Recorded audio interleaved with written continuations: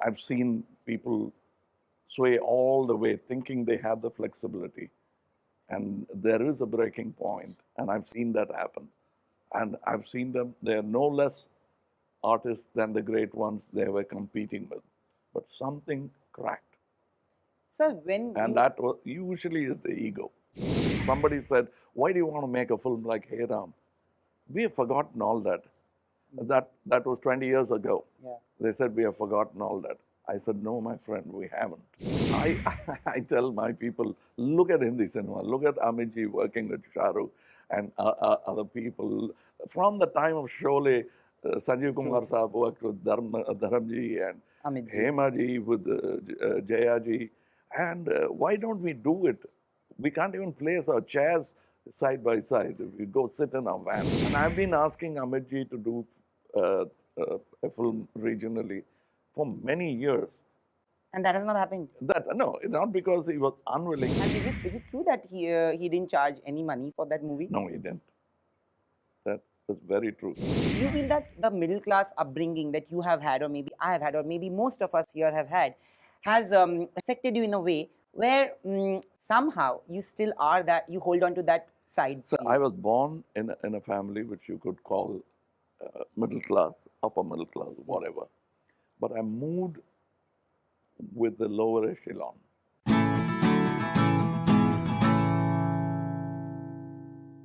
Well, his legacy spans over 6 decades, but there is no pangs of stardom that has hit him ever.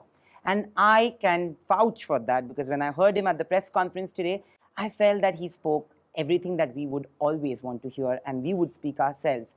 I don't know how to say it, but I actually am loving this, because I'm sitting with Kamal Haasan sir for a conversation only on Bollywood Bubble. Thank you, sir, for doing this. I know that you will testify yourself as a film enthusiast and a film buff, and that is a great thing. But the reason I said that is because I feel that there's a point of there's a part of you that is still that simple person who we can relate to. And I know that at the press conference you said that there was this person who walked up to you and said that they have watched Chachi 420 and they didn't mention that they were kids. But I have to tell you that आज के बच्चे और हमारे 90s, I'm a 90s kid, so we were very different, you know. And our TV time, our movie times were very limited. I have been a child who have been allowed to watch Mr. India, Appu Raja, Chachi 420 as many number of times as it came on TV. So I have grown up watching you, and I feel that everybody here has grown up watching you. All these years, 6 decades of stardom, how do you maintain that groundedness? मतलब कैसे? कभी ऐसा नहीं हुआ where you felt that I've been hit by stardom a little bit? No, if you look at the top of the tree, you'll see it swaying. But the bottom is fixed. If the bottom is not fixed, the top will be at the bottom very soon. On the smallest sapphire will bring it down. So my roots are very much down deep into the earth because of my gurus who taught me and my predecessors who have shown how you could fall and how you could stay. Absolutely. I've learned it from them. And I've seen people sway all the way thinking they have the flexibility. And there is a breaking point, and I've seen that happen. And I've seen them, they're no less artists than the great ones they were competing with. But something cracked. So that usually is the ego. Absolutely. But did you never have that? Because when I look at you doing the kind of films that you do... No, I have confidence. Yeah. But that should be misconstrued as ego. Yeah, there's nothing. Yeah, I know that. I always use this. I spoke to Shankar Mahadevan once. We were composing, and he came up with a fantastic tune. And it was in Tamil, so he wanted me to write, which I had the honor of asking Javed Akhtar Saab to write in Hindi. So the Tamil version I was writing, and my friend Ehsan came up to me. So you're writing so fast. Why don't you sing it as well? I said, Ehsan, you're a friend. You're saying this out of love. And you're a musician as well. You heard that song. You look at Arnold Schwarzenegger's bicep and get enthused to go into exercise. But if you don't get it in half an hour, that is years of this. And I'm an actor who's also dabbling in music. So I won't fight with that kind of vocal muscle. Absolutely. So I'll just watch it happen and be happy with that. And so I know that that's how far my ego goes. I know that's confidence and the lack of it when it is required. Otherwise, you'll jump from the 13th floor and say, so far, so good, till you hit the tarmac. But I have to say this, that when I have studied your life, and not just as an actor, I feel that you are a humanitarian, and I love the work that you do for people. Today, when you said that cinema is something where you don't even realize that the person sitting next to you in a theater, you don't even question who they are, where they are from. What community they are from, Absolutely. what language they speak. Absolutely. Yeah. But today, do you feel that sometimes, there's so much of chatter, and art has been used as a medium. Always it is supposed to entertain and be inclusive, but I feel that today it's being used to divide in every form. Always this division, revisionists, secessionists, divisionists, they will always be there. We'll have to rise above that. Yeah. We have risen above it. We have seen lakhs and lakhs killing each other. There was no dictator telling them to do it. The same number that almost what a dictator like Hitler killed happened within a month or two in India. Yeah. And there were two communities. Yes, somebody said, why do you want to make a film like Hey Ram? We have forgotten all that. That was 20 years ago. Yeah. They said, we have forgotten all that. I said, no, my friend, we haven't. Sir, at the same time, for the last 60 years, the kind of films that you've dabbled with, Vikram is in a different space from a Hey Ram and a Chachi 420. Has it always been a conscious move to take up films which are different from each other? Like, I love Hindustani. I think as a 90s kid, everybody, her month वो आता था एक बार set max या किसी channel पे, और हम लोग बैठ के देखते थे.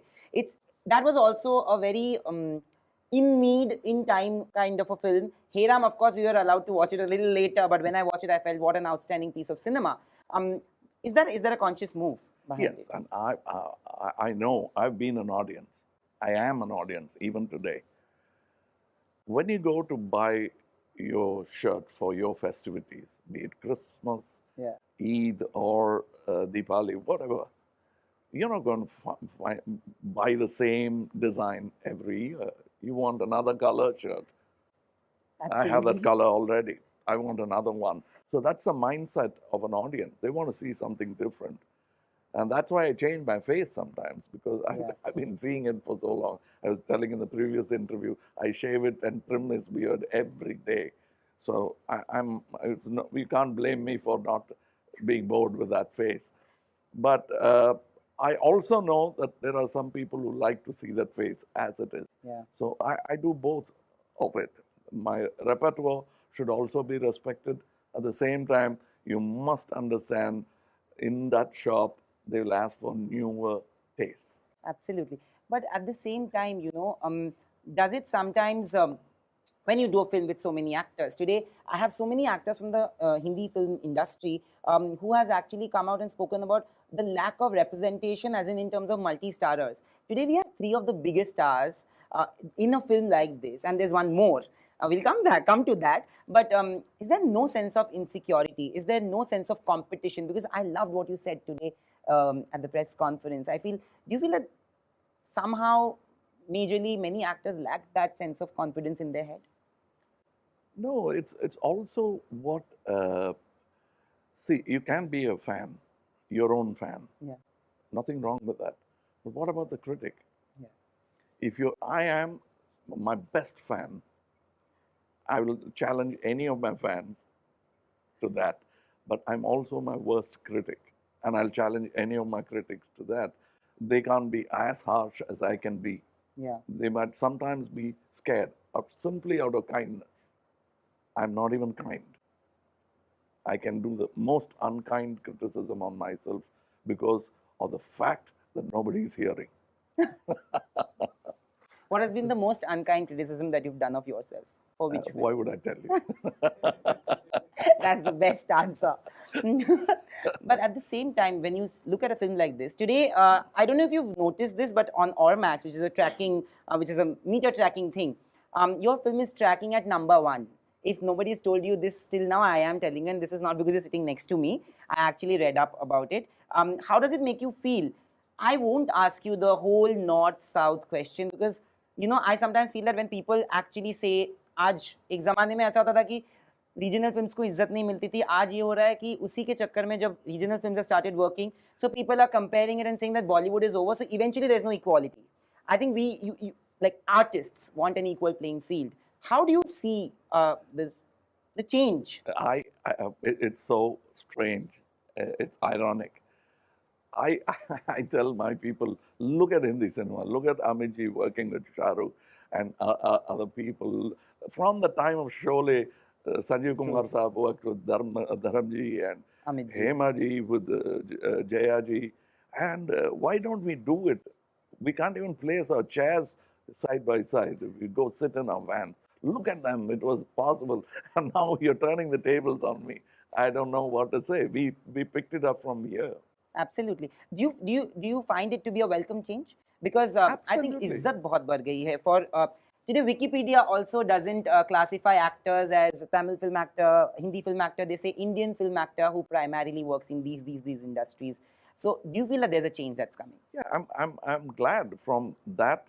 See, there was a time when you used to say actor, actress. Yeah, Then both were called actors. absolutely. So it's something like that. Everybody should get that. It's the ground is leveled by people like us. Yeah. It won't be. There'll always be somebody building a mound, but you'll have to level it.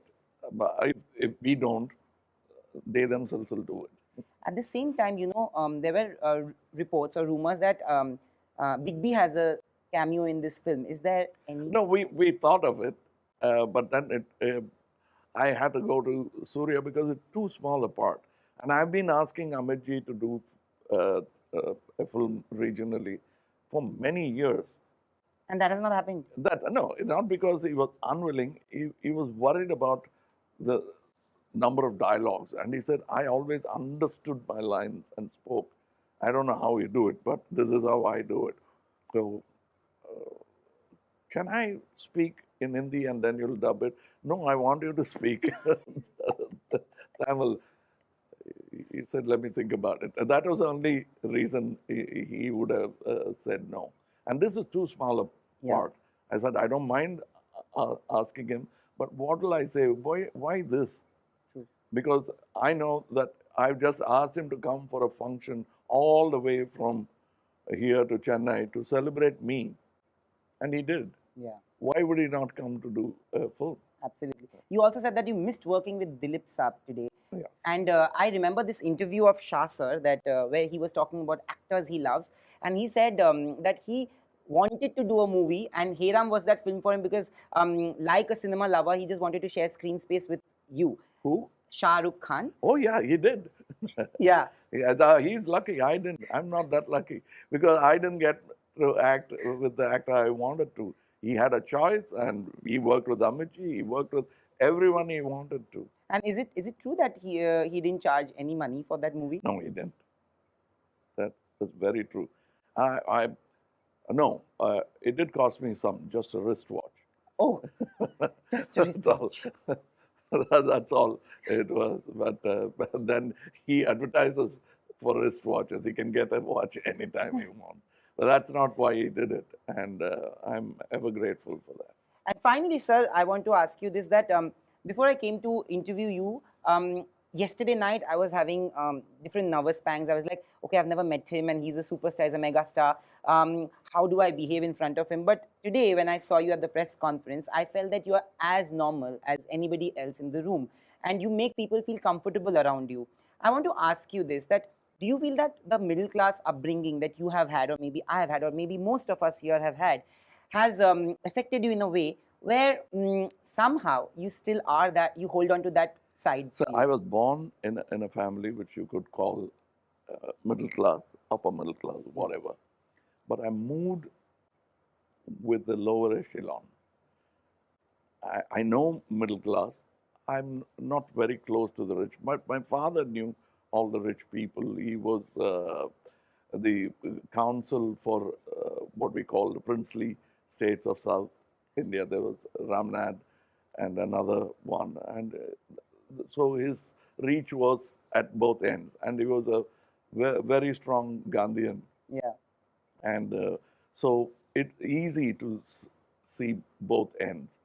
And I learned humility from the richest and the poorest. They both have it, but they never lack the dignity, the self-respect. They never lose it. In the prospect of showing humility, they never lose self-respect. That's one thing I learned from the poorest and the richest. And thank you, sir, for this wonderful conversation. I can go endlessly, I feel, with this conversation. And I just feel that you wouldn't even realize that you've touched a billion other lives in remote ways that you wouldn't even know of. But the fact is that you care for the same amount of people, and that care shows in the amount of love you put in to entertain them and to reach out to everybody who needs you. And that is going to be the definition of Kamal Haasan, the superstar for me. He will always be a bona fide, humane superstar for me. And thank you so much for being so warm and gracious. Thank you.